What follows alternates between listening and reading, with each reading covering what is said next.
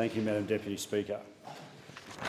Last week, Madam Deputy Speaker, we celebrated Mental Health Week in Queensland, and it was International Mental Health Day during that week also. And I'm very proud to be part of a federal government that holds such great importance on the care of mental health of all Australians. The government has invested an extra $367.5 million in mental health and suicide prevention over the past year.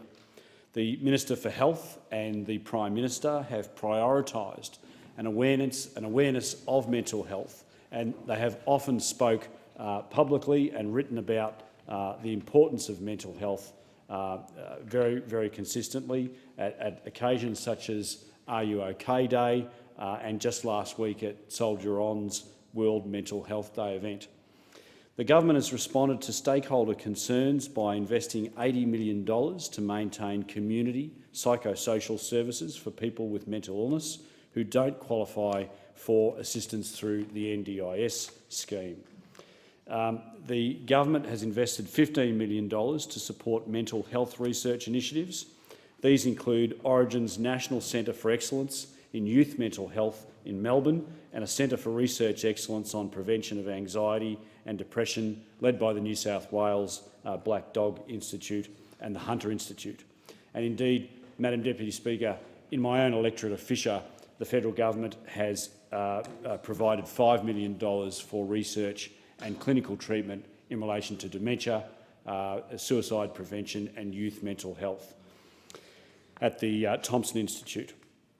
Cutting-edge research is critically important, but smaller-scale practical changes can make a big difference. That's why the government is spending $11.1 million on crisis help signage and infrastructure such as barriers to deter suicide attempts at locations where they repeatedly occur.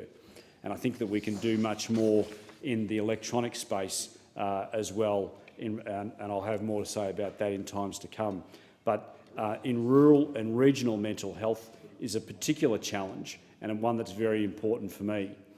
The federal government has committed $28.9 million to open an additional 10 headspace centres in regional and rural communities, including the member for Wide Bay's constituency in Gympie. We invested $9.5 million to expand mental health first aid training in 14 high-risk communities, and the federal government has committed $9.1 million to support rural telehealth services for mental health to overcome the challenges in getting access to services. Madam Deputy Speaker, the mental health of our veterans is vitally important to us all. The federal government commissioned a National Mental Health Commission review into suicide and self-harm prevention available to serving ADF members and veterans. The government responded to that report with a comprehensive package of measures to offer better support. In 2016, the federal government made treatment for depression, post-traumatic stress disorder, anxiety and drug and alcohol misuse free for anyone who had served a day in the full-time ADF. In 2017, the federal government invested $33.5 million to expand that program to cover all mental health conditions, regardless of whether they were related to the Veterans Service. Federal government invested a further $8.5 million to expand eligibility for the Veterans and Veterans Families Counselling Service to the partners and children of our contemporary veterans and many former partners of ADF personnel. We're also providing $9.8 million to pilot new approaches to suicide prevention and improve care and support available to our veterans.